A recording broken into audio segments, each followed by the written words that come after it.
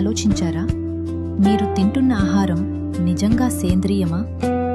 ఈ కూరగాయ ఎక్కడ పండిందో, దాన్ని ఎవరు పండించారో, ఏ విత్తనాలు వాడారో, ఏ విధానంలో సాగు చేశారో మీకు తెలుసా?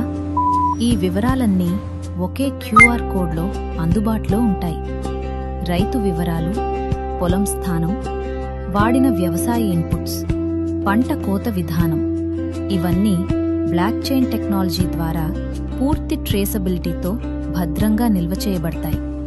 ప్రతి సమాచారం ఇప్పుడు మీ చేతిలోనే ఉంటుంది. పూర్తి రైతు వివరాలు, పొలం గురించి ప్రత్యక్ష అవగాహన, మీ కూరగాయ ఎక్కడ పండిందో మీరు స్వయంగా తెలుసుకోవచ్చు.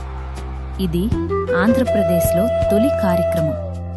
ఎన్టీఆర్ జిల్లా పరిపాలన ఆధ్వర్యంలో సేంద్రియ ఉత్పత్తులకు పూర్తి పారదర్శకతతో మార్కెట్ లింకేజ్తో ఉంది.